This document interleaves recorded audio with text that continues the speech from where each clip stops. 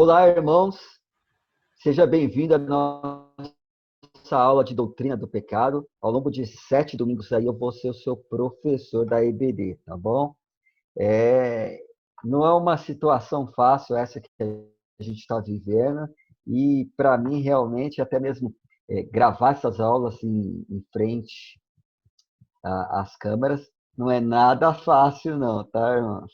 De manter o foco e não tendo pessoas junto. Mas Deus há de nos dar graça, tá? Antes de nós começarmos a nossa aula, vamos orar ao Senhor nesse momento, né? Pedindo que Ele nos dê sabedoria e que nesse tempo que a gente está vivendo de quarentena, mesmo dentro de casa, que o nosso tempo possa ser produtivo e a gente possa aprender dele, né? Aproveitar toda essa situação para a gente ganhar conhecimento, aprender do Senhor, buscar mais a face de Deus em oração e crescer. Eu creio que esse tempo que Deus está permitindo, nos forçando de estar dentro de casa, seja um tempo sabático, né? Um tempo de descanso, mas um tempo para a gente desacelerar das coisas do mundo e poder aí se colocar na presença dele e entender, olha, sou eu que controlo as coisas, sou eu que domino o mundo, sou eu que dou direção. Então, os nossos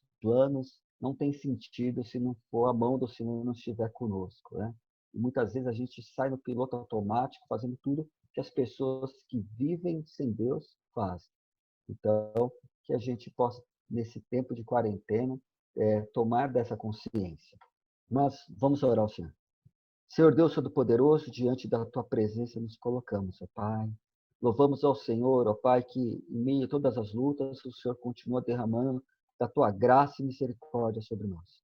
Te peço, ó Pai, que em meio a todas as nossas limitações, as minhas limitações, ó Pai, essas questões tecnológicas, o Senhor possa nos agraciar, ó Deus, de nos dirigir. E que eu seja capaz, ó Pai, de tentar simplificar, ó Pai, muitas vezes conceitos difíceis aos meus irmãos, ó Pai, ajudando eles a compreender. E juntamente com eles, ó Deus, eu possa também crescer, ó Pai, na graça e no conhecimento do Senhor. Em Cristo Jesus, ó Pai, que o Senhor esteja todo o tempo conosco, ao longo desses 7 domingos, ó Deus, e que dirija os nossos corações, para que, ó Deus, não venha a ser mais um conhecimento, ó Pai, adquirido, ó Deus, algo que fique apenas na nossa mente, mas algo que alcance o nosso coração, ó Pai. E que o Senhor possa, a cada dia, nos moldar à imagem de Jesus Cristo. Em nome do teu Filho amado, Jesus Cristo. Amém. Amém, irmãos? Bom, doutrina do pecado. O que a gente vai estudar aqui? Como eu disse, são 7 aulas e vão ser mais ou menos de 40 a 50 minutos. Dá para a gente falar muita coisa, mas não dá para falar tudo.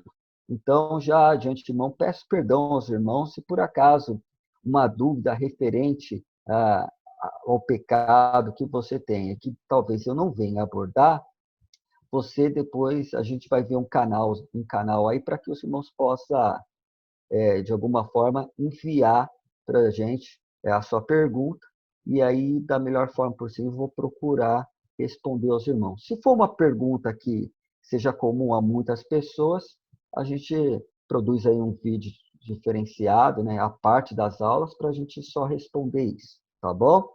Então, vamos iniciar aí.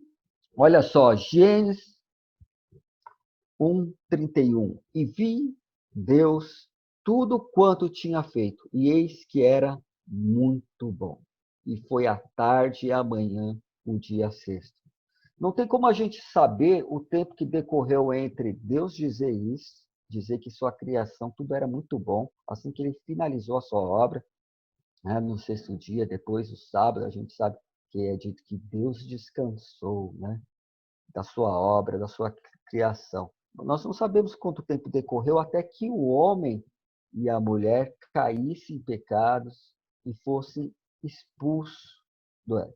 Mas uma coisa fica claro aí, né, irmãos? Que o mundo, né, facilmente se vê que o mundo não ficou, nos nossos dias, não ficou um lugar melhor para se viver.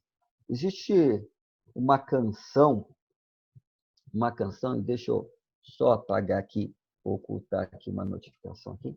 Estava atrapalhando meus slides. Mas olha só, uma canção chamada Cartas Missionárias. Eu sempre gostei muito dessa canção. É da banda Nenhum de Nós. Perdão, Uns e Outros. Escrevi o nome da banda errado aqui, é Uns e Outros. O álbum deles é de 89. E essa canção eu gosto muito dela porque ela descreve bem o mundo que nós vivemos, o mundo caído que a gente vive. Ela diz: missionários de um mundo pagão proliferando ódio e destruição. Pelos quatro cantos da terra, a morte, a discórdia, a ganância e a guerra.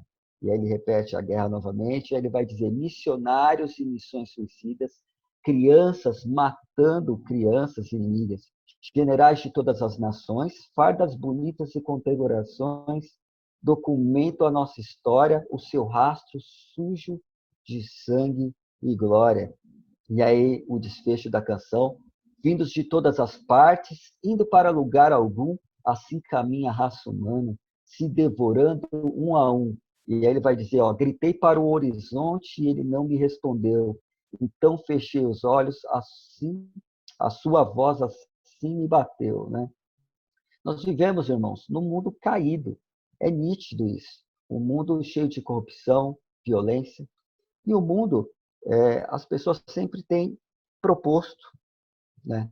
Sempre tem se proposto aí algo como solução, né? Ou pelo menos para tentar minimizar toda a morte, toda a falta de injustiça que a gente vê no mundo, né?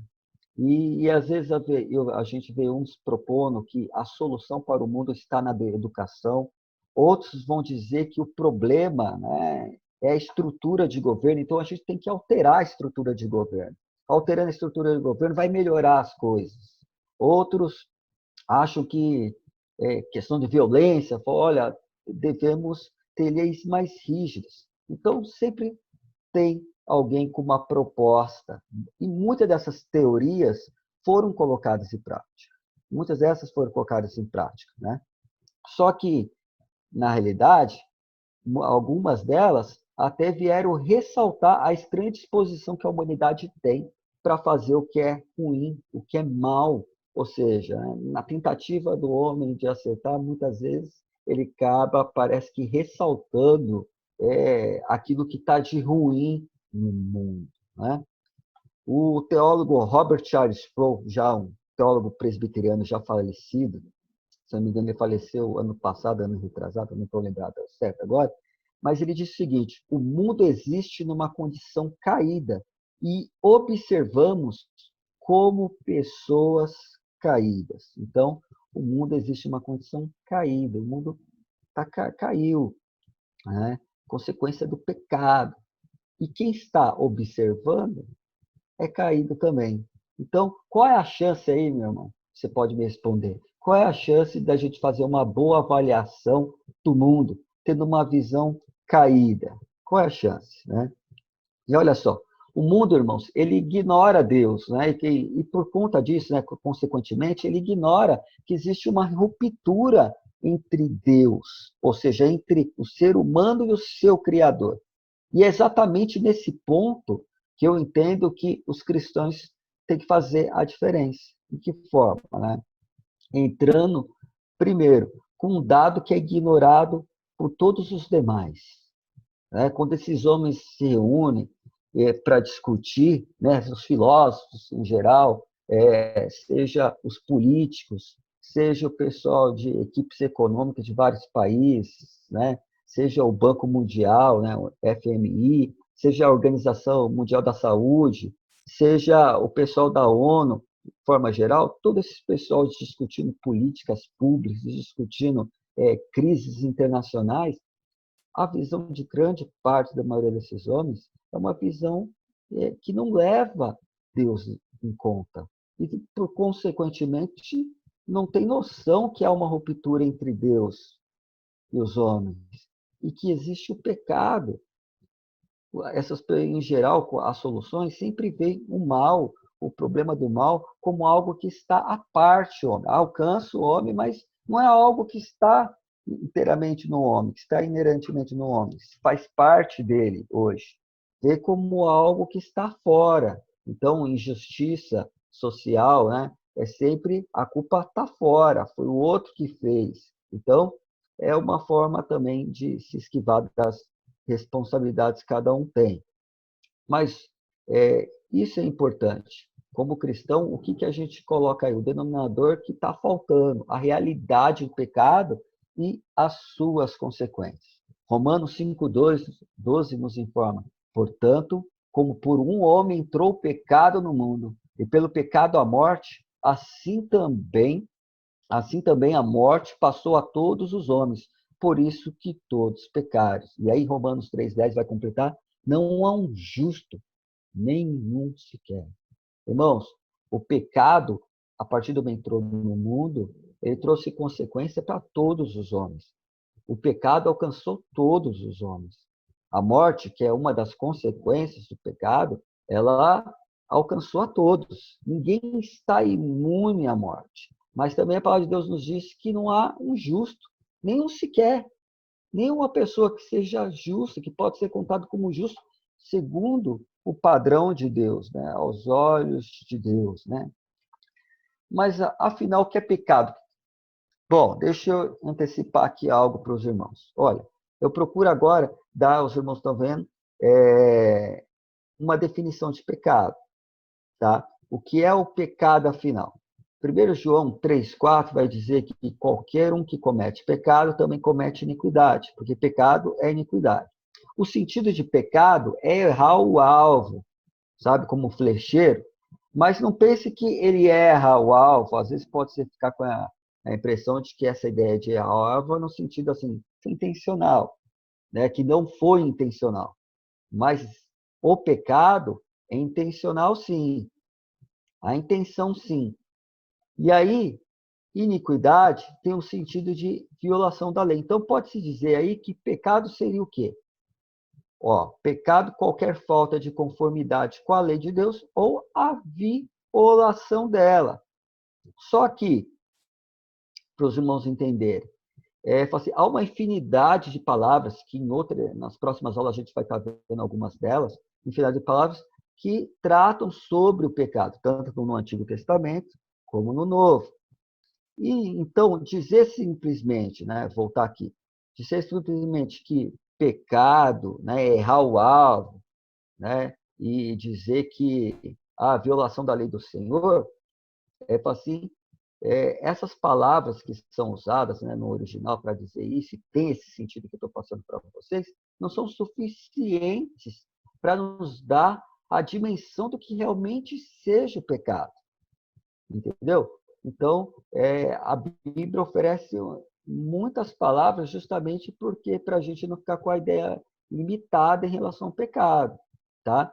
Então, e aqui está um dos objetivos que eu tenho com você nessa aula. Não é simplesmente que você cresça na sua compreensão do que é o pecado e possa compreender o quão grave ele é. Porque às vezes a gente fala assim, o pecado é um erro, né?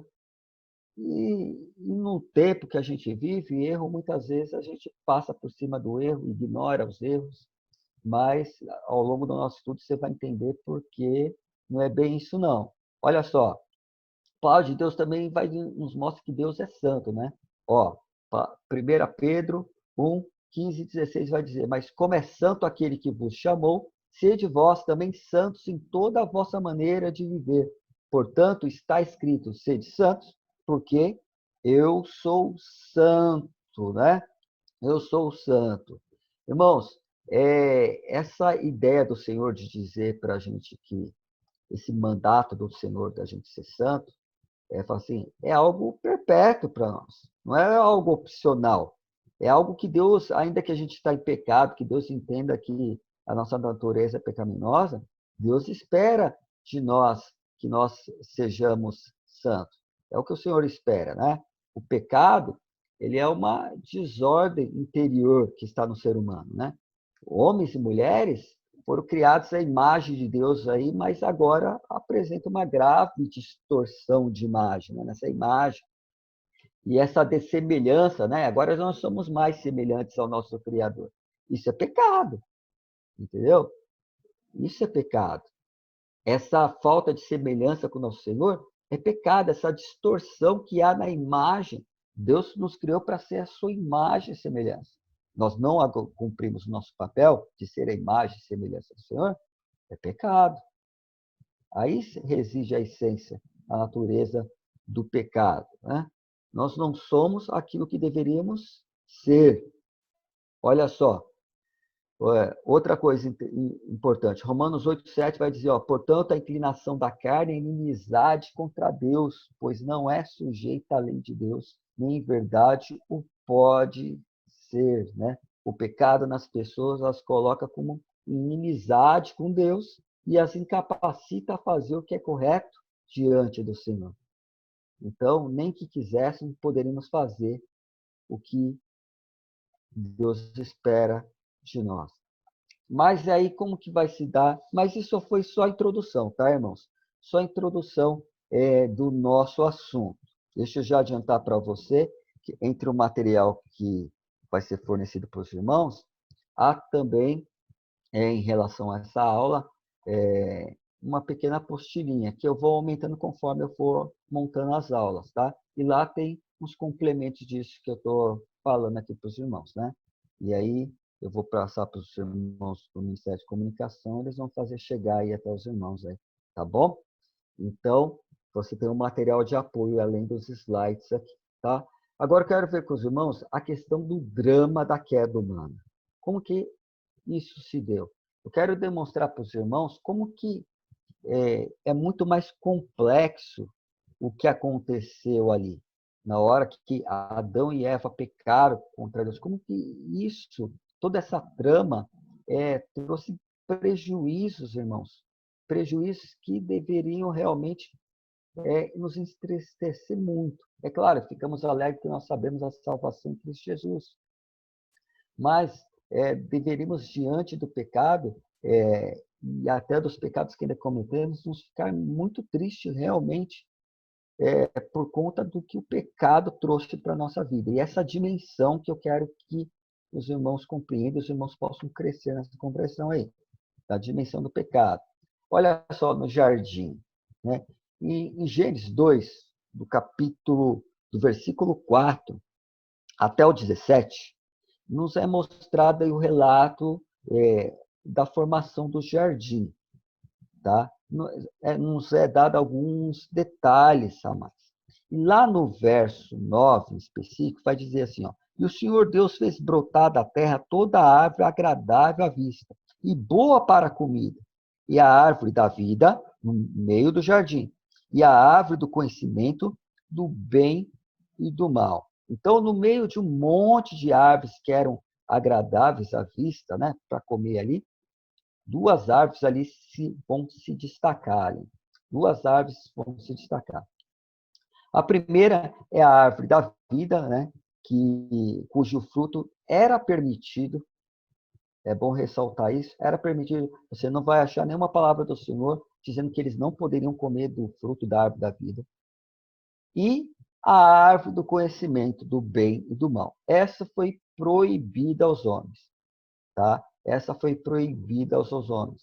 Deus colocou essa prerrogativa. Aqui está o jardim, você vai trabalhar, né? O relato que a gente encontra aí no capítulo 2, do 4 a 17, aí, a gente encontra todo esse relato mostrando que Deus, o homem ali no jardim, que o homem ia lavrar o jardim, ia trabalhar ali e tudo mais, e que tinha toda a sorte de árvore que ele podia comer, que ele podia se alimentar, mas havia duas árvores se destacam.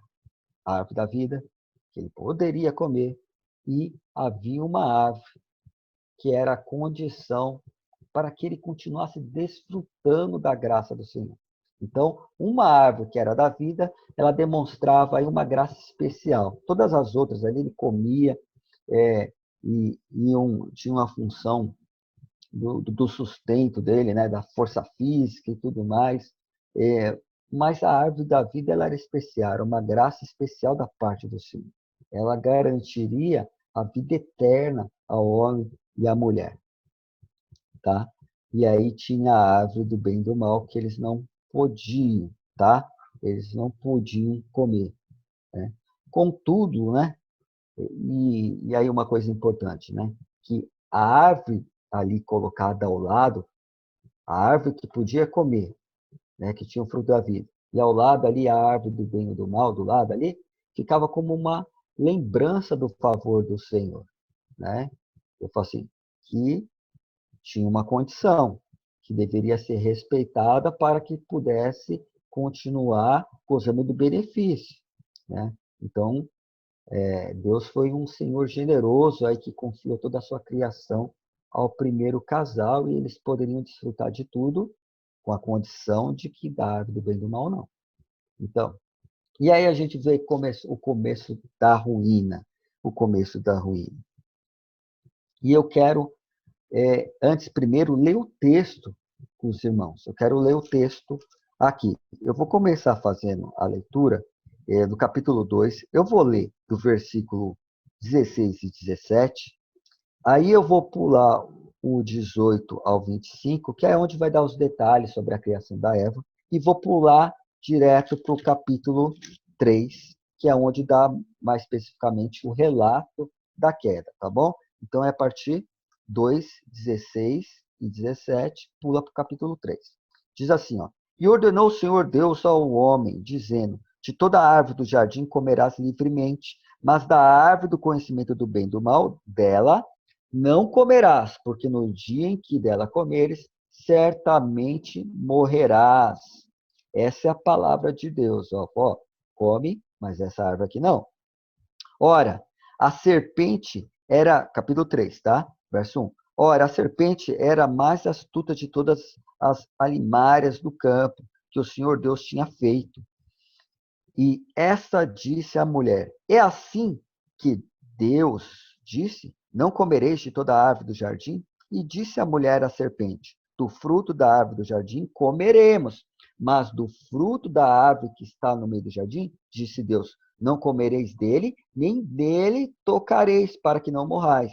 Então a serpente disse à mulher: Certamente não morrereis, porque Deus sabe que no dia em que dele comerdes, se abrirão os vossos olhos, e sereis como Deus, sabendo o bem e o mal. E viu a mulher que aquela árvore era boa para se comer, e agradável aos olhos, e árvore desejável para dar entendimento.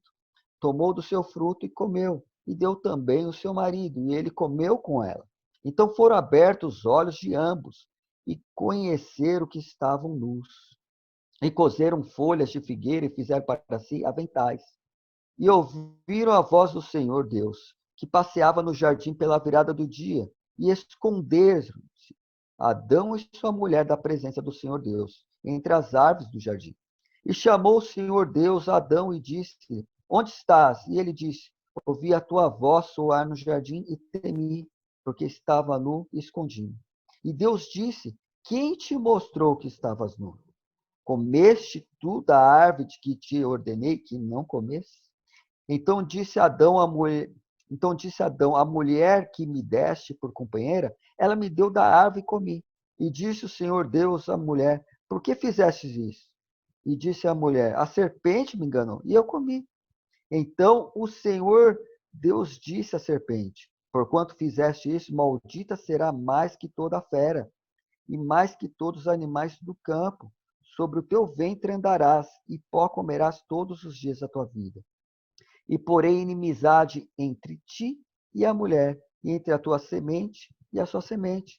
Esta te ferirá a cabeça, e tu lhe ferirás o calcanhar. E a mulher diz: Multiplicarei grandemente a tua dor e a tua conceição. Com dor darás à luz filhos, e o teu desejo será para o teu marido, e ele te dominará. E Adão disse: Porquanto deste ouvidos à voz da tua mulher, e comeste da árvore que ordenei, dizendo: Não comerás dela, maldita é a terra por causa de ti. Com dor comerás dela todos os dias da tua vida. Espinhos e cardos também te produzirá, e comerás a erva do campo. No suor do teu rosto comerás o teu pão, até que te tornes a terra, porque dela foste tomado, portanto és pó, e em pó te tornarás. E chamou Adão o nome de sua mulher Eva, porquanto era a mãe de todos os viventes. E fez o Senhor Deus a Adão e a sua mulher túnicas de pele, e os vestiu. Então disse o Senhor Deus: Eis que o homem é como um de nós, sabendo o bem e o mal. Ora, para que não estenda a sua mão e tome também da árvore da vida e coma e viva eternamente, o Senhor Deus lançou fora do jardim do Éden para lavrar a terra de que fora tomado.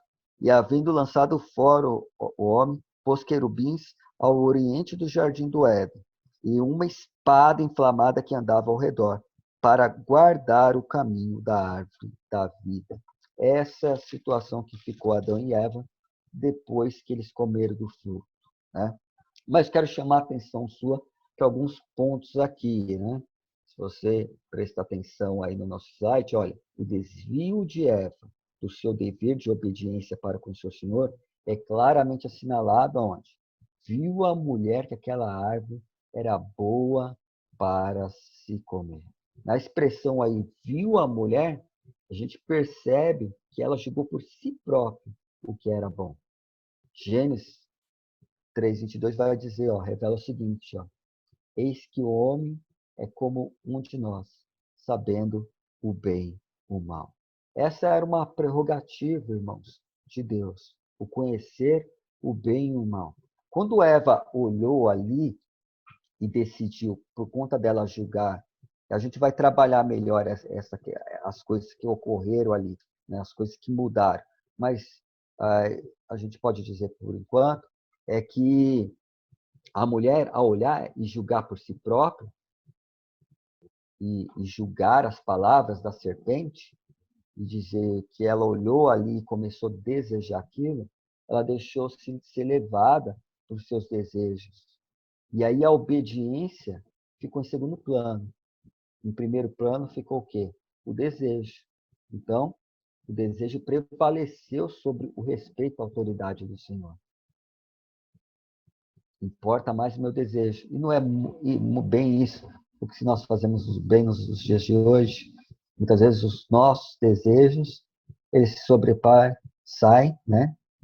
E acabam ficando em primeiro plano na nossa vida em relação àquilo que Deus espera e deseja que nós venhamos a viver ou fazer.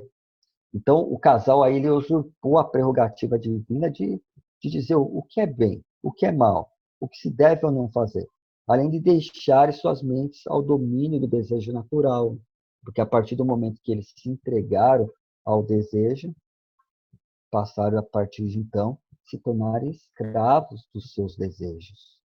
Então, nós vamos depois trabalhar um pouco melhor isso, tá? Mas, por enquanto, é isso que você deve entender.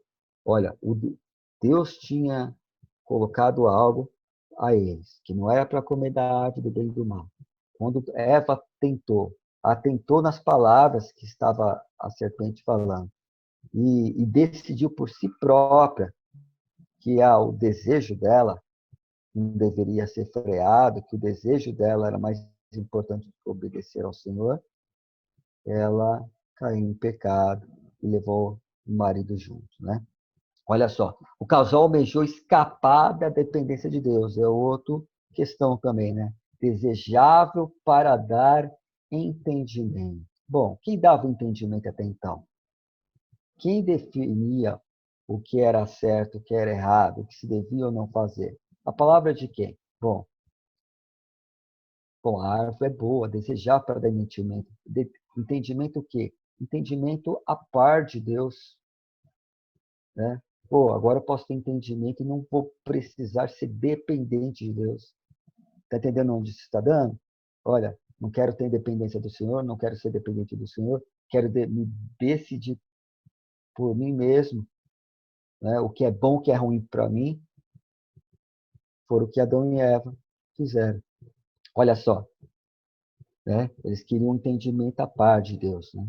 Então, a transgressão dele, rejeitaram a autoridade divina, tentaram roubar o lugar de Deus. Que jeito roubando o lugar? Deus decidiu o que era bom, o que não era. Esse conhecimento aí era dele. Tentaram roubar o lugar dele e deixaram suas mentes ao domínio do desejo. Agora o desejo que eles se entregaram ia os controlar, passar a os controlar, né? Então, Adão e Eva se renderam totalmente aí à sedução da serpente. Eles foram corrompidos e passaram a ser dominados pelo pecado.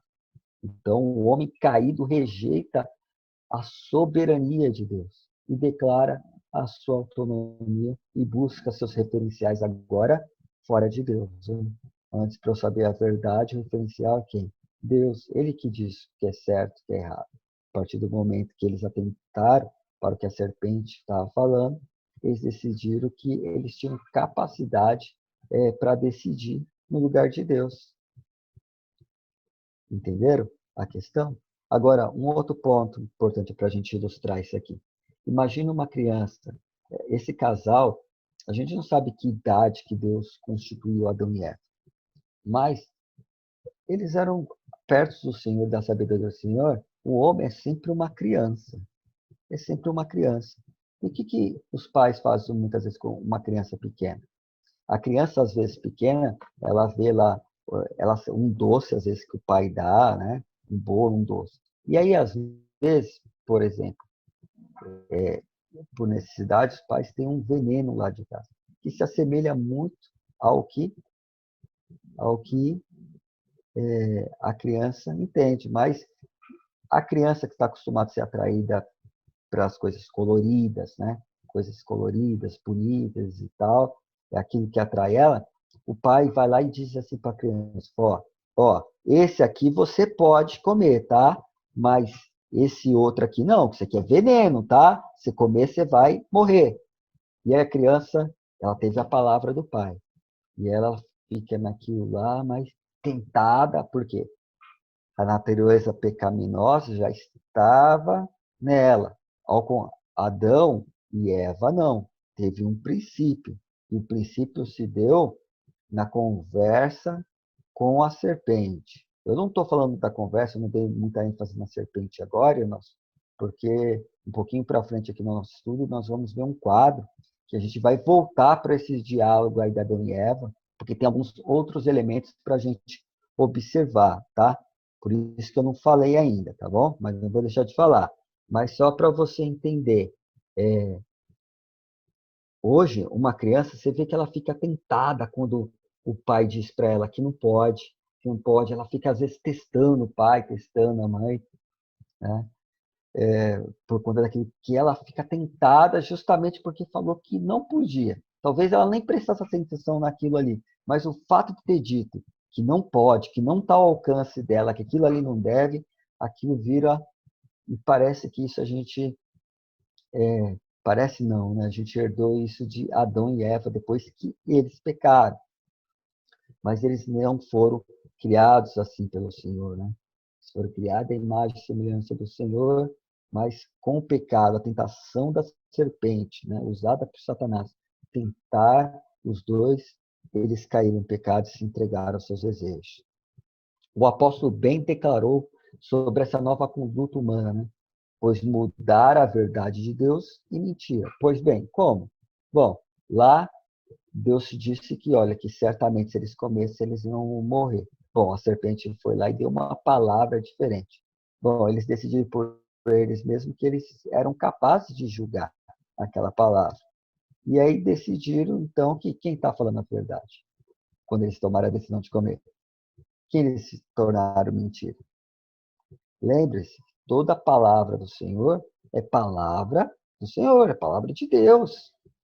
Então, talvez alguns possam parecer, nossa, por que Deus usou uma coisa aparentemente tão estúpida, tão besta, que é não poder comer de uma árvore, fruto de uma árvore? Por que Deus ficou tão indignado com uma coisa só por causa de uma fruta, um fruto de uma árvore?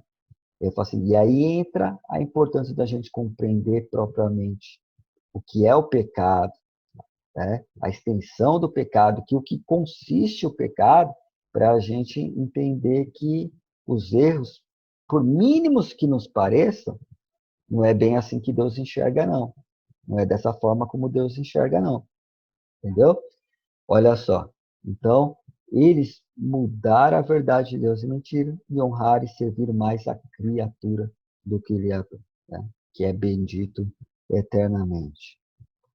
Olha, Ao violar as condições colocadas por Deus, o homem foi expulso do paraíso, excluído do desfrutar do símbolo do favor de Deus. Qual era o símbolo do favor de Deus? A árvore da vida. Como eu disse aos irmãos, não foi proibido deles comer da árvore da vida, mas eles não foram lá para comer a árvore da vida.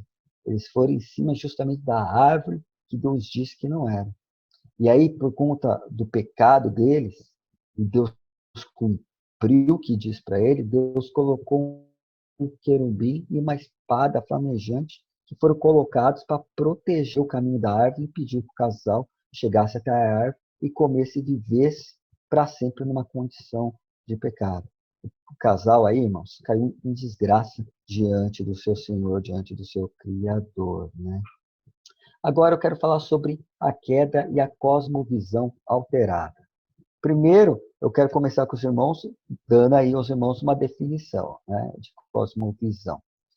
Olha, o termo cosmovisão quer dizer o modo pelo qual uma pessoa vê ou interpreta uma realidade. É a estrutura por meio da qual a pessoa entende os dados da vida. Uma cosmovisão influencia muito a maneira em que a pessoa vê Deus, origens, mal, natureza humana, valores e destino. E o destino, tá bom? Esse é um dado importante. Então, guarda aí, ó. Um jeito mais fácil de você guardar a cosmovisão seria dizer assim para você que cosmovisão é a maneira como que o seu jeitão de enxergar o mundo, entendeu? O jeito que você enxerga o mundo, os valores que você tem, tudo, o filtro que você tem para enxergar o mundo aí. E é justamente que aí que o pastor, filósofo e teólogo Francis Schaeffer, né, disse. Ó, é o filtro através do qual uma pessoa enxerga o mundo. É a forma como você vai enxergar. Que filtro que você tem usado? Que filtro que o mundo usa, irmãos, para enxergar o mundo e fazer uma leitura? E aqui eu quero começar a chamar a sua atenção pelo seguinte. Geralmente, quando a gente vai estudar pecado, e eu quis fazer algo, tentar algo diferente com os irmãos, justamente por isso. A gente sempre pensa em pecado, as pessoas estão sempre pensando na questão assim, o que não pode e o que pode fazer. Então vamos listar aí os pecados, o que Deus permite. E às vezes as perguntas das pessoas giram em torno de que o que eu posso ou não posso fazer? O que Deus deixa ou não deixa fazer? E aí as pessoas muitas vezes em todos os pecados quer saber se ela pode beber, ela quer saber se ela pode jogar na loteria. E aí, irmãos, pecado é algo realmente gravíssimo, como a gente vai aprendendo aqui. Só que o estudo do pecado vai muito além disso. E aqui, essa questão de visão de mundo, eu quero mostrar para os irmãos como homens caídos enxergam o mundo.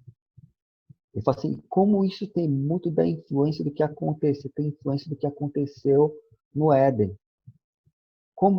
Como, sendo assim, se as pessoas estão com a visão deturpada, como as pessoas vão fazer uma leitura real do que as coisas que estão acontecendo à sua volta?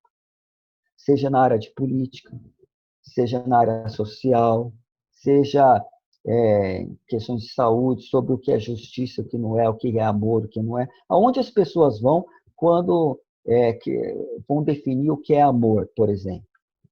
Onde as pessoas vão ou vão buscar informação ou se baseiam para dizer o que é justiça. Então, a minha ideia aqui de trabalhar o pecado e como isso alterou nas nossas mentes, infelizmente isso alterou nas nossas mentes a forma da gente enxergar o mundo, a minha intenção de chamar a sua atenção aqui é para que você, ganhando percepção disso, comece a revisar, a se examinar para ver se a sua visão de mundo, se a forma, os filtros que você usa na hora que você senta na sala de aula para ouvir o seu professor, seja na faculdade, escola, ou na a hora que você senta para assistir uma série, um filme, um jornal, a hora que você lê um livro, se você está usando os filtros corretos. Essa é a ideia. Essa é a ideia. Às vezes, como cristão, as pessoas tomam atitudes assim. Ela vai tratar sobre o pecado sempre pensando em listas do que ela pode ou não fazer. E aí isso só torna a pessoa um legalista. E ela não sabe como tratar ou conversar com as pessoas que estão do lado de fora. Então, geralmente, o que ela faz? Ela já adotou a cosmovisão, ou seja, os filtros de enxergar o mundo, de fazer a leitura do mundo, daqueles que estão caídos, aqueles que não conhecem a Deus. Ela professa fé em Cristo Jesus, ela tem fé em Cristo Jesus, mas ela não se deu conta que todos os filtros que ela ainda usa para fazer a leitura do mundo estão corrompidos, foram afetados pelo pecado. E eu quero te chamar a atenção para isso, tá bom? Olha, repetindo aqui, uma cosmovisão influencia muito a maneira que uma pessoa vê Deus, a origem, o mal, entende o que é mal, a natureza humana, os valores e o destino que a humanidade vai tomar aí, né? Olha, dois teólogos, um brasileiro americano, Frank Ferreira e Alan Mitchell, na teologia sistemática deles, eles sugerem o seguinte, que a queda no Éden resultou em mudança em quatro áreas aí que definem qualquer cosmovisão, ou seja, quatro áreas que têm influência na nossa cosmovisão, na forma, nas nossas lentes, nos nossos filtros de como nós enxergamos o mundo. A primeira dela é a epistemologia. Tá? Nossa, esse nome é difícil. Tá, guarda aí só. Ela se refere ao conhecimento, o conhecimento que a gente tem. Tá? A outra é a ontologia, que se refere à questão da existência, pensar sobre a existência humana, tá bom? São matérias, epistemologia é uma matéria, tá? Se detém em estudar sobre o conhecimento, como que a pessoa aprende, o que ela aprende, de onde o conhecimento e tudo mais. Assim, o outro ponto é a questão, é a ética, né? Que tem a ver com a nossa ação. Né? Você age de acordo com a sua ética, as suas ações são pautadas dos valores que você tem. E o alvo do universo, né? Que é a teleologia, que se prende sobre o alvo do universo. Para onde isso está indo? No que isso aqui vai dar, o fato da gente estar aqui? Então, e aí o que acontece? Lá no nesse relato que nós estamos estudando, da queda, a serpente, no diálogo que ela tem com com a Eva, ela oferece ao casal um filtro diferente do que Deus tinha dado para eles. E eles caíram no erro. E é isso que eu quero mostrar o contraste para você agora. Eu vou mostrar um quadro assim para você. Primeiro a gente vê o que a serpente queria que Adão e Eva pensassem. E em seguida eu mostro o que Deus fala, tá bom? É assim que a gente vai fazer aqui nos nossos slides. Então, os nossos textos, em grande parte, está em Gênesis, capítulo 3, do 1 ao 21, tá bom? Olha só. Primeira interpretação de Satanás. Olha que Satanás, se você olhar aí na sua Bíblia, ou mesmo aí na tela, né? Fica com a sua Bíblia aberta aí. Olha, a interpretação de Satanás, ele disse, e assim que Deus disse. É assim que Deus disse? Primeira coisa aí, Satanás ele questiona a clareza da palavra. A clareza da palavra de Deus. É assim que ele diz? Né? Ele falou, mais propriamente, o versículo, ele está assim, ora, a serpente era mais astuta que todas as animarias do campo, que o Senhor Deus tinha feito, e essa disse à mulher, é assim que Deus disse? Não comereis de toda a árvore do jardim? Ele questionou a palavra, ele com a clareza da palavra. A palavra de Deus não estava muito clara no versículo 16 e 17, lá, capítulo 2. E ordenou o Senhor Deus ao homem, dizendo, de toda a árvore do jardim comerás livremente. E aí no verso 17, capítulo 2, mas da árvore do conhecimento do bem e do mal, dela não comerás, porque no dia em que comer dela, porque no dia em que dela comeres, certamente morrerás. Tem alguma coisa que não está clara nessa palavra? Mas Satanás chega jogando e dizendo, é assim que ele falou? Foi dessa forma? E aí, o que ele faz com isso, né? Primeiro é questionar a clareza da palavra e tenta colocar aí a ideia de que a interpretação de Deus é apenas uma entre várias possibilidades que se apresentam, né? Ou seja, com isso ele faz com que os princípios para entender o mundo não dependam de Deus, estão a par de Deus. É isso que ele tenta induzir a Eva na conversa ali. Ó, para entender aqui, ele fala assim, você pode pensar por si próprio, pense com a sua cabeça, sabe? Você vai andar aí pela cabeça de Deus, pensa com a sua cabeça. Ele fala, o que você acha? Analisa aí, você não acha que é uma boa opção? E começa a jogar com Eva. E aí, o que Deus nos mostra? Ó, Deus, como Criador, ele controla e interpreta o universo. Deus é claro, irmãos. Certamente morrerás. Certamente morrerás. Deus controla o futuro. A interpretação certa do mundo está na sua palavra. Então, você não tem como fazer uma leitura correta do mundo que você vive. E aí, isso vale para tudo, irmãos. Aquilo que a sua vizinha te contou sobre o casamento dela, ou aquilo que a sua vizinha diz sobre casamento, tudo isso se aplica, tá entendendo? Aquilo que o seu professor na faculdade falou, aquilo que o seu professor na escola secundária falou, no jardim infante está falando para os seus filhos, aquilo que o seu marido anda dizendo para você, ou aquilo que a sua esposa anda dizendo para você, ou aquilo que os seus filhos, né, andam contando para você. Tudo isso deve ser interpretado, né, à luz da palavra de Deus. O que é correto? O que não é? A palavra de Deus, ela é clara. Ela é clara. Ele fala assim, então, Satanás usou o quê? De persuasão com Eva para tentar criar o quê? Mostrar, tirar a clareza da palavra de Deus, né? Tirar a palavra da clareza de Deus, mostrar que pode-se fazer uma interpretação das coisas à parte de Deus. Fala, não, vamos ver aqui, talvez Deus, quando ele disse que certamente morrerás, não era bem isso que ele está querendo dizer. Então, tentando desviar a mente deles do Senhor. Mas a palavra de Deus nos mostra aí que a interpretação, ela procede do Senhor. Tá? Eu não vou ficar lendo os versículos, senão a gente não dá conta aqui, irmãos. Ó, outro ponto aí da interpretação de Satanás. Olha aqui o ponto. Aí aqui é sobre verso número 3 aí, ó.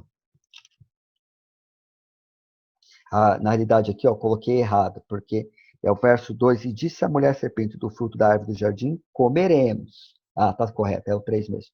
Mas do fruto da árvore que está no meio do jardim, disse Deus, não comereis dele. E aí ela acrescenta, nem nele tocareis, para que não morrais. A questão é, Deus tinha dito isso? Voltando lá ao verso 17, mas da árvore do conhecimento do bem e do mal, dela não comerás, porque no dia em que dela comeres, certamente morrerás. Foi unicamente o que Deus disse. Ela acrescentou dizendo que Deus tinha. Então, Satanás vem primeiro e, e, e coloca em jogo a clareza da palavra de Deus, questiona. E aí ele percebe o que agora? Que a Eva mesmo já deturpou a palavra. Ixi, talvez ela nem saiba a palavra que Deus tinha dito. Falta de conhecimento do que Deus disse? Não, Deus tinha dito. Mas já não estava mais atenta à palavra do Senhor. E aí o que ele vai fazendo com isso? Ó, primeira coisa é a adulteração da palavra. Se acrescentou algo que não estava. Então, a palavra de Deus já não é mais suficiente, preciso de algo a mais, preciso acrescentar algo. Né? A suficiência, olha só as implicações. A palavra de Deus não é suficiente. Também ela não é inerrante, porque se ela não é suficiente, ou seja, o que eu quero dizer? A inerrância é uma doutrina importante da palavra, que fala justamente que a palavra de Deus não tem erro. E isso também agora, no que a Eva faz, isso também entra em jogo. Ó, se é uma interpretação inerrante do mundo, que venha de Deus, a interpretação do ser humano é o ponto do quê? De referência final para conhecer a verdade. Então, isso é o que? O homem busca aí com isso o quê? Autonomia do conhecimento. ou seja, conhecimento que vem a par de Deus. Vamos tirar Deus da jogada, né? Para entender o mundo, eu preciso de Deus? A gente vê todo o tempo isso, irmãos. A visão que as pessoas têm, né, quando dizem para você como que você deve aconselhar alguém, como você deve, muitas vezes, lidar com as pessoas, lidar com seus filhos, são visões que não têm Deus como centro. Não levam em conta aquilo que Deus tem a dizer. Então, e são reflexo o quê? Da nossa natureza caída. Agora, como Sproul disse, né? Vivemos num mundo caído e a gente contempla esse mundo, a gente olha para esse mundo, a gente analisa com olhos de pessoas caídas. São pessoas caídas que estão contemplando o mundo e tentando ler o que está acontecendo. Mas que Deus nos mostra? Deus como Criador, né? Deus necessariamente é capaz de dar uma revelação bastante clara para ser atendida, suficiente para cumprir os seus fins e providenciar as necessidades do homem. E ela é inerrante, irmãos, né? Olha, segundo o texto, o ser humano depende do quê? Toda palavra que sai da boca de Deus, né? Para a interpretação correta. Não pode. Nós nunca vamos fazer uma interpretação correta a parte do que Deus nos diz. O que mais aí a serpente sugere? Ó? Certamente não morrereis. Pronto. Se a palavra, ó, atacou a clareza da palavra, atacou a inerrância da palavra, pronto. Agora já ganhou confiança para a serpente dizer que Deus era mentiroso. Ó, certamente não vai morrer, não. Há uma negação total agora da palavra, do que Deus tinha dito. Se nega a palavra, né? Seguindo as conclusões anteriores. Né? Deus não, ou seja, Deus não controla o universo. Ele não faz todas as coisas segundo o conselho da sua vontade.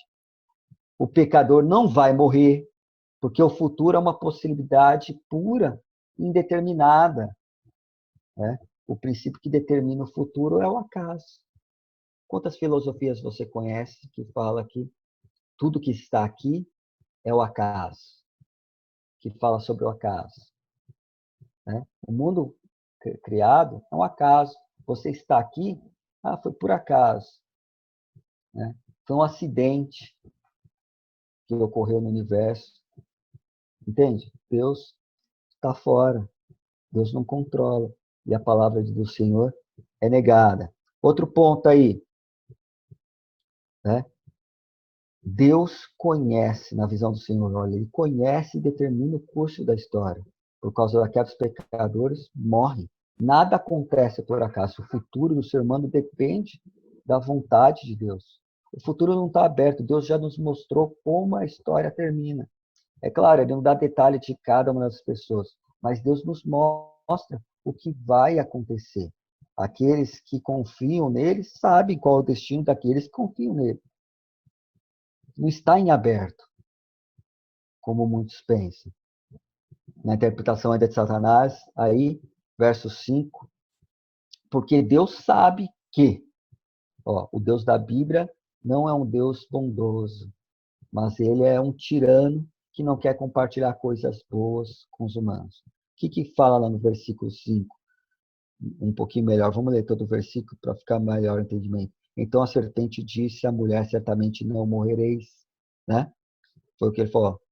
E aí ele vai completar, porque Deus sabe que no dia em que deles comeres se abrirão os vossos olhos. Porque Deus sabe, né? Começa a questionar Deus. Como se essa ideia de porque Deus sabe é num sentido assim, sabe por que ele não te dá isso? Porque ele sabe que vai acontecer isso, aí você não vai ser mais dependente dele, você vai ter autonomia. Ele não quer te dar autonomia, ele não quer que você seja feliz. Esse fruto é gostoso, esse fruto é bom, nossa, ele não quer. E aí começa a questionar a integridade do Senhor. Né? E, mas a palavra de Deus nos mostra, né? 1 João 4,8, Deus é amor, né?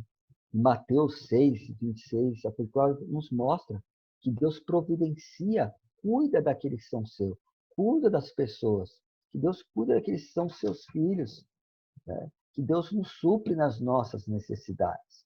Mas o diabo é astuto, né, irmãos? Ele cria a ilusão de uma necessidade, né? Porque é assim que nasce um pecado. O pecado sempre começa com desejo que, às vezes, não é errado. No caso da Eva, era, né? Ela estava desejando, começou desejando um fruto que Deus já tinha dito que não era para se comer. Mas, às vezes, um pecado começa com algo que em si não é errado, mas a forma como a gente deseja, e aquilo vai se criando dentro do nosso coração um ídolo em relação àquele desejo, se torna um pecado. Mas Deus dá o que a gente precisa. E Ele que nos conhece melhor que nós mesmos e sabe todas as coisas, dá aquilo que a gente precisa. E não que muitas vezes aquilo que a gente quer. E aí se abrirão os vossos olhos, né? Interpretação de Satanás. O culto é secreto, é o caminho. Tem algo que está oculto para você, Eva, e para o seu marido, que Deus não quer revelar. Mas a hora que você comer esse fruto, vai abrir os seus olhos, sabe? Confia em mim, vai aí, né? Então, a gente, olha como isso remete a muito das religiões de mistério que Deus tanto condenou no Antigo Testamento, mas que são tão presentes nos nossos dias ainda, né? A ideia de algo secreto, uma nova revelação, tudo a par da palavra de Deus, né? A evolução espiritual através do misticismo, feitiçarias, organizações ocultas e secretas, né? Mas, e o Senhor, o que ele nos diz? O conhecimento de Deus vem através da palavra de Deus, que gera um relacionamento pessoal com Ele. A mente deve ser renovada mediante a palavra. É proibido se envolver com o ocultismo. É isso que o Senhor nos deixa, né? Mas muitas vezes nós ansiamos. Olha como isso remete ali ao que a serpente estava fazendo com Eva. E às vezes a gente não se dá conta. Mas essa história se repete constantemente, irmãos. Constantemente ela se repete nos nossos dias. Olha só, interpretação de Satanás aí. E sereis como Deus. Esse é o ponto, né? A criatura deixando de ser meramente uma criatura e se tornando o próprio Deus. Vamos ser iguais agora. Por que ser a imagem e semelhança de Deus se eu posso ser o próprio Deus? E é isso que traz a queda. Serei como Deus. O fim último da vida é se tornar uma divindade. Não existe distinção entre o Criador e a criatura. Salvação significa subir na escala da existência. Você conhece alguma filosofia religiosa que ensina a crescer, né, nessa escala de existência? Espiritismo. Evoluindo, o espírito vai evoluindo, até chegar a estágios mais altos. Mormonismo, né, que às vezes alguns acham que é uma religião cristã, né, mas não é, é uma seita que pega elementos do cristianismo. E eles, aliás, eu não lembro agora que livro, mas nos documentos dele, eles até se alegram com o fato de Adão e Eva, que bom, né, que os nossos pais, né, se referindo a Adão e Eva, caírem em pecado. Porque, para eles, o fato de Adão e Eva ter caído no pecado possibilita a evolução deles. Porque um dia eles serão como deuses. Olha onde chega, né? O engano de Satanás. Eles entendem isso, mas eu vou achar, depois eu vou trazer para os irmãos, mas eles falam sobre essa alegria de, não, foi bom Adão e Eva ter pecado, porque isso trouxe essa possibilidade para a gente de evolução e de a gente um dia se tornar seremos como deuses. Nesse sentido aí de substituição do santo. Mas que Deus nos mostra? Só há um Deus e jamais haverá outro, né? Deus é imutável. O fim do homem é conhecer, é glorificar, é servir ao único Deus. A salvação é viver com Ele para sempre, diante da presença dele, gozar da presença dele, irmãos. Não tem nada a ver a salvação com subir na escala da evolução, se tornar um ser mais evoluído. Não tem nada a ver com isso. Olha só, e outro ponto sobre a interpretação de Satanás. Ó. Sabendo o bem e o mal. O homem determina o bem e o mal. Não há uma lei moral absoluta que exista fora da mente do ser humano. Toda a ética é relativa, né? Sabendo o bem e o mal. Bom, agora se você vai saber o bem e o mal, não depender mais de Deus, ou seja, mais uma vez, Deus está a par. Então, quem determina agora o que é certo e o que é errado? O homem. E para o homem as coisas são relativas, né? São relativas. Muitos dos pecados que no passado horrorizavam as pessoas de modo geral, hoje são tidos como normais. Por quê? Esse molde aí do que é moralmente aceito ou não muda todo o tempo no mundo. Quanto mais o mundo manifesta a sua depravação, essa forma vai mudando, vai tomando novos formatos e coisas que no passado eram rejeitadas, agora ninguém mais fica corado de fazer a luz do dia ou não. E aí, sobre o Senhor, Deus vai dizer, ó, Deus é o sumo bem, né? Ele é a palavra, ó, assim, e a palavra de Deus é a fonte do conhecimento do bem e do mal. Então, onde eu e você vamos entender o que é correto ou não se fazer, o caminho que deve trilhar ou não trilhar. Ele fala assim, aonde eu posso buscar orientação para as escolhas que eu faço no dia a dia, para as escolhas a leitura que eu faço de tudo que está ao meu redor. É na lei de Deus. E ela é padrão absoluto. Ainda na interpretação de Satanás, nós estamos terminando. Ó, boa para se comer e agradável aos olhos, e árvore desejável para dar entendimento. Né? No versículo 6 aí. Ou seja, nós estamos falando agora da ética. A motivação da ação agora passa a ser o quê? A concupiscência da carne, concupiscência dos olhos e a soberba da vida. Né? E a soberba, o que é a concupiscência? É o desejo desenfreado. Então, o desejo desenfreado da pessoa, o desejo carnal, né? O que ele vê com os olhos, o que ele almeja, o que ele sente, o que ele quer, ele fala assim, é isso que agora dirige a ética, que dirige a ética das pessoas. Eu desejo muito, eu vou dar um jeito disso que era errado ser modificado. Isso ser modificado. Daí para frente, o homem passa a buscar o seu próprio prazer. Então, é o prazer, aquilo que ele almeja, que ele deseja, que acaba, muitas vezes, dirigindo as decisões tomadas aí. Né? Ó, mas Deus fala, ó, Deus deu a Adão a Eva um mandato cultural. O que é um mandato cultural? Era um mandato para ele do cuidado com a terra, cuidado do mundo. Né? E esse mandato é o mandato de Deus dado ao homem para dominar e sujeitar a terra e os animais.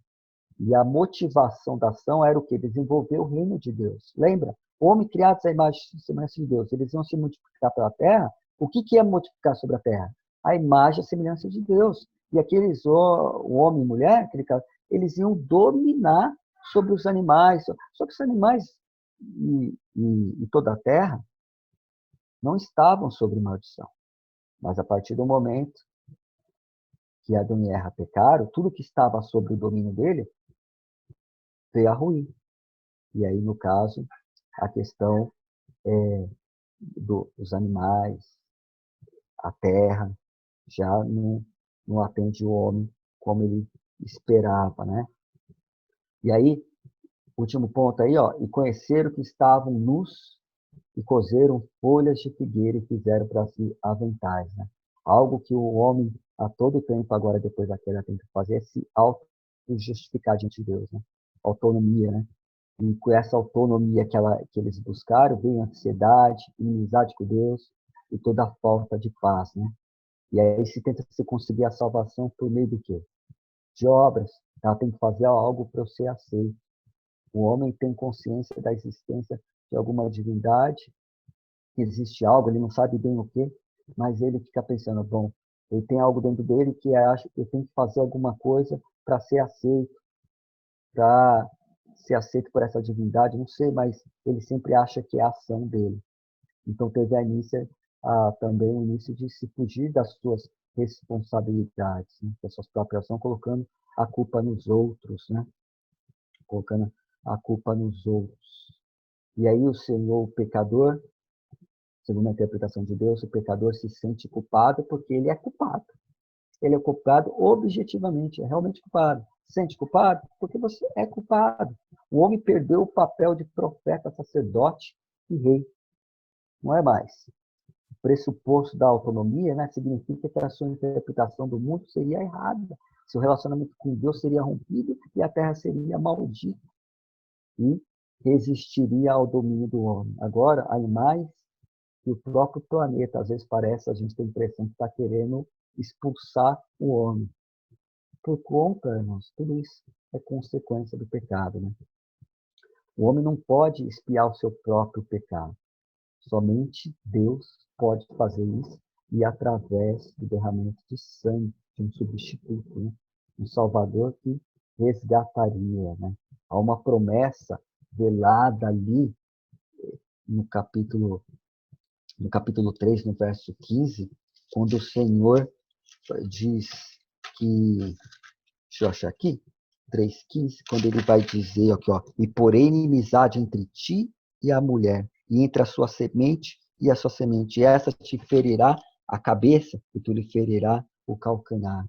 Uma referência aí, né? Os teólogos costumam chamar isso de um proto-evangelho, né? Que já está fazendo uma referência à pessoa de Cristo Jesus que viria. Olha, olhando todo esse quadro que a gente viu aí, a gente tem a conclusão assim: toda a filosofia pagã demonstra ter a mesma raiz de origem. Ainda que haja uma variação entre elas, irmãos, toda a filosofia pagã demonstra ter a mesma raiz de origem. E a cosmovisão do diabo, né, é pautada aí, basicamente, em tentar o quê? Aniquilar a distinção entre criatura, né, e o seu criador, né? Entre os dois, tirar essa diferença. E é nisso que ele trabalha.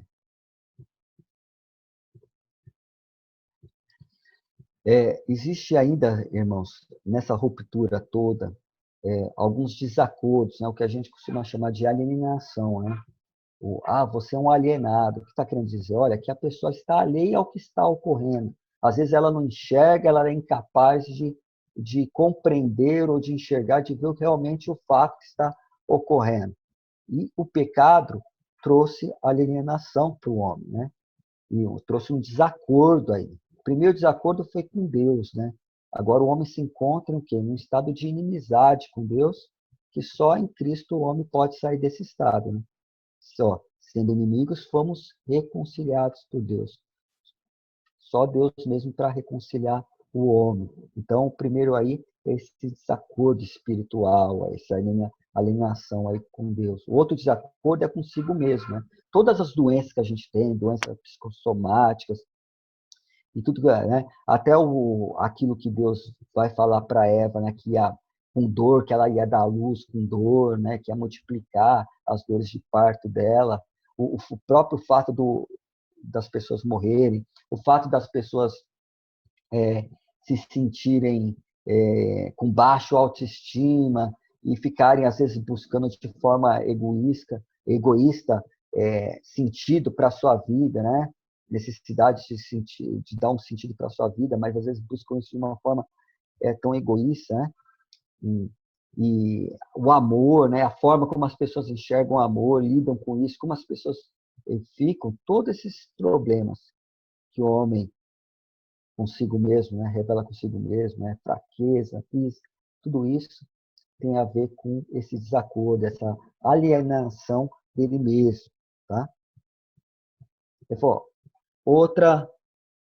outro desacordo que ocorreu é o desacordo social, né? O ser humano está agora em conflito não só com ele mesmo, mas também com seu semelhante, né? Isso se manifesta nos conflitos marido e mulher, né? Se você olhar lá em Gênesis, capítulo 3, um texto que está sendo colocado aí, 3, 12, 16, 17, você vai ver, uma das coisas que você vai ver é quando Deus confronta, né? Deus vai confrontar Adão, e aí ele fala assim, quem fez você ver que estava nu?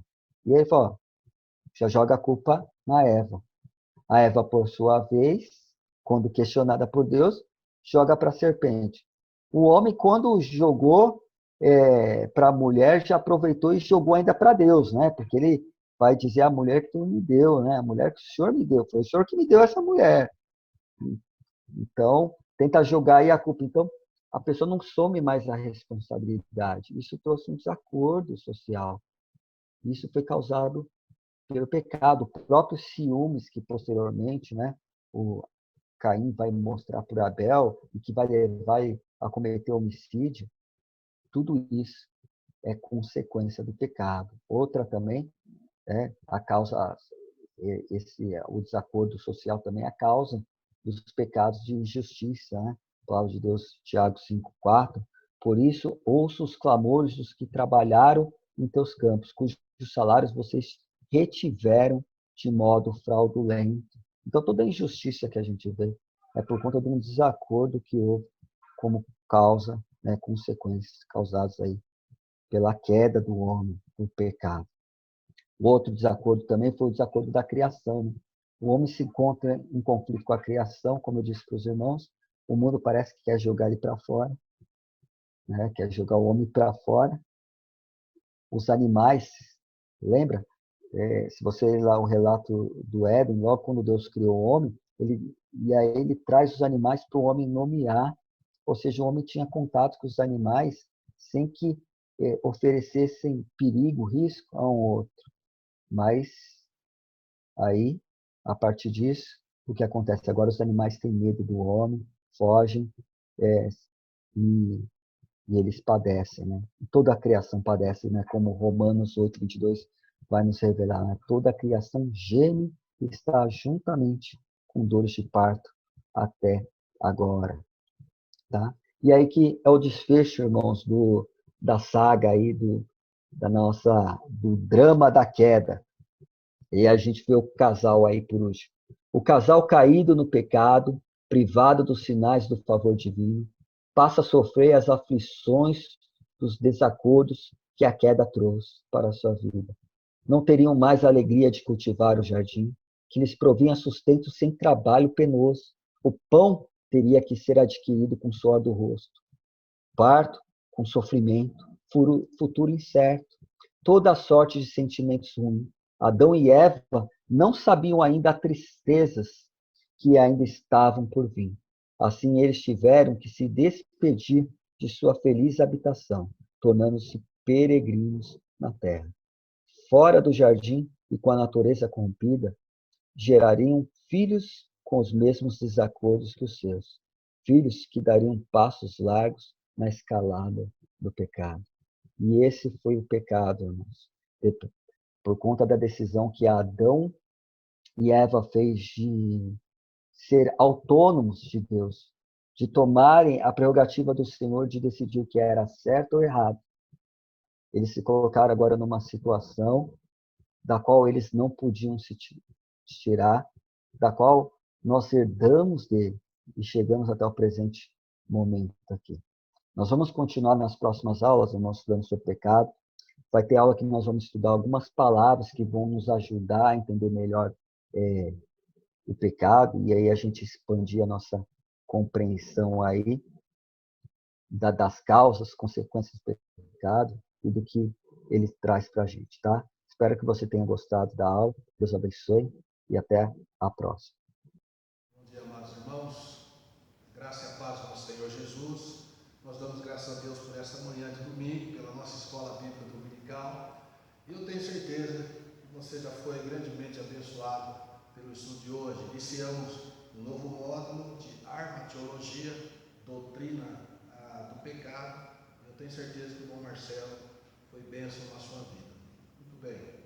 Quero passar alguns avisos nessa manhã. Hoje à noite teremos a nossa escola bíblica dominical, então às 19 horas.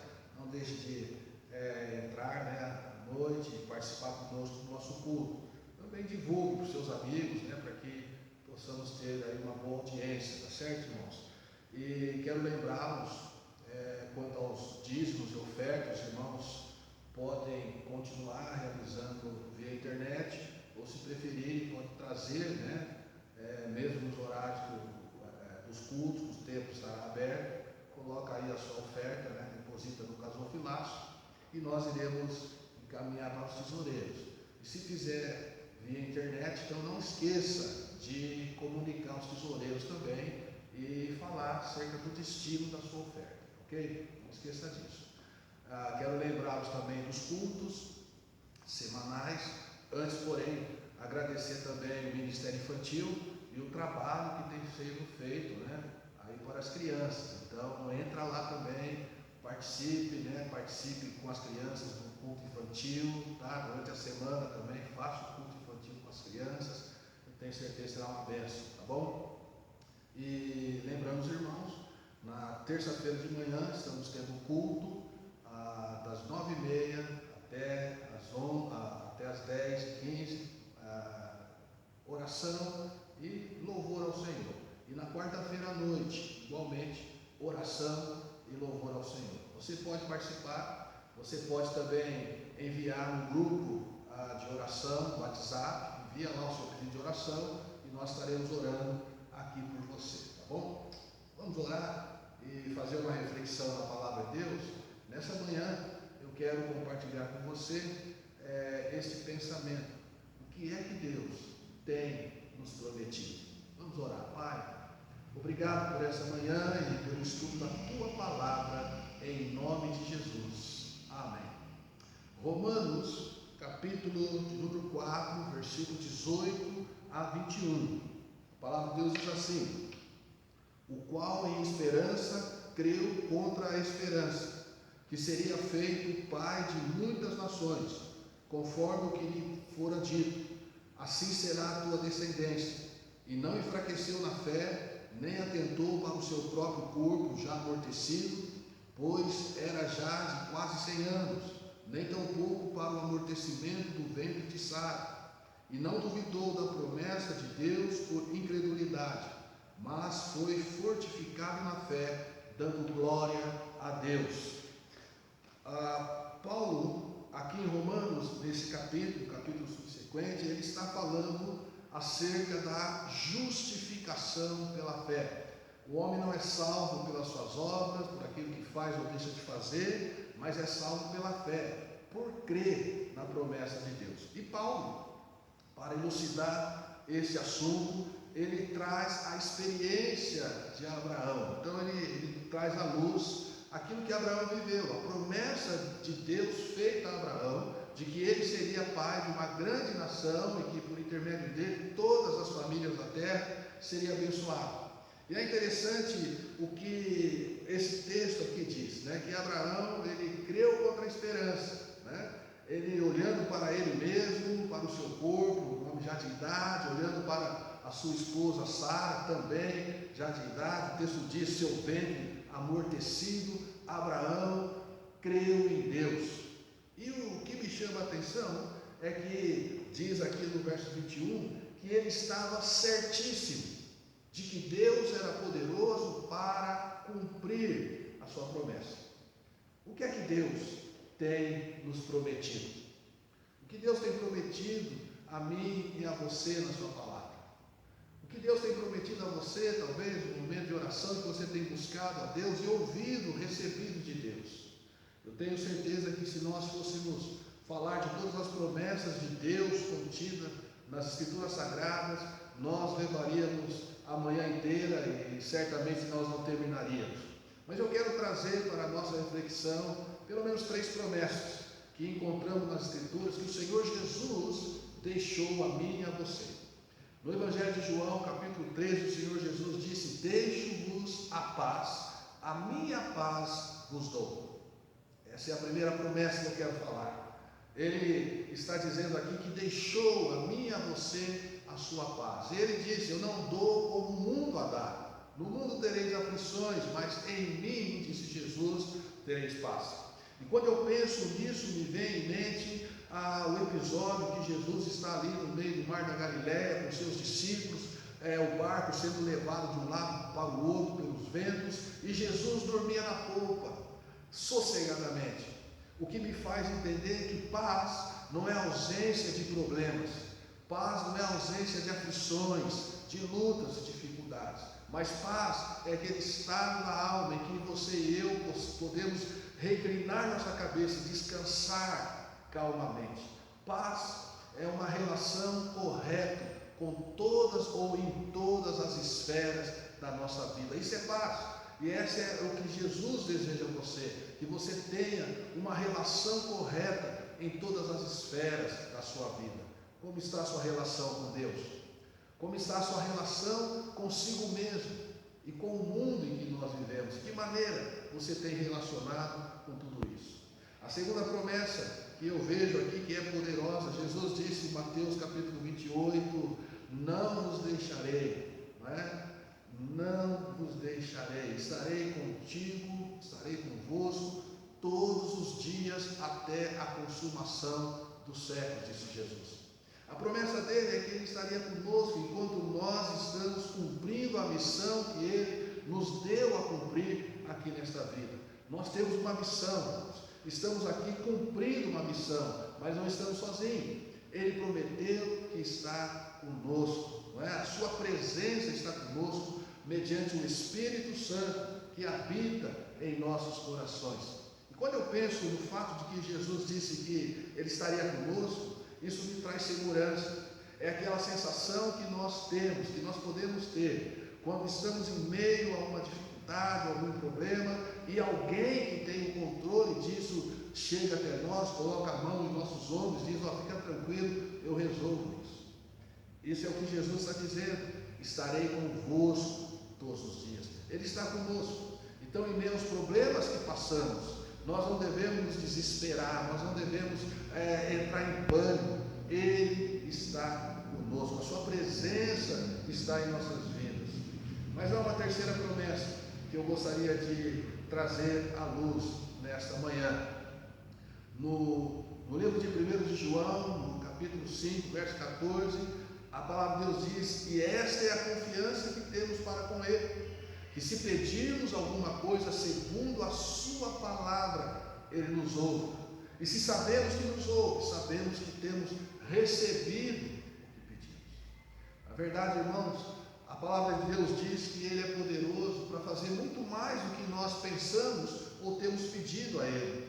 Mas nós encontramos aqui uma promessa, a promessa de que Ele responde às nossas orações. Então, em meio às adversidades, em meio às circunstâncias que vivemos, será que essas promessas não é suficiente para acalmar os nossos corações? Eu gostaria que nessa manhã, a semelhança de Abraão, você estivesse certíssimo de que aquele que prometeu é poderoso para cumprir as suas promessas em nossas vidas. Que o Senhor te abençoe nesta manhã e que a paz do Senhor, a sua presença santa e a certeza de que Ele ouve as suas orações possa encorajá-lo a permanecer confiados nele, em nome de Jesus. Que Deus te abençoe. Vamos orar. Obrigado, Senhor, por esta manhã. Obrigado pela escola bíblica dominical, pela tua palavra. Ajuda-nos a crer no Senhor, a semelhança de Abraão, teu servo, a não duvidar que o Senhor é poderoso para fazer mais do que pedimos ou pensamos, em nome de Jesus.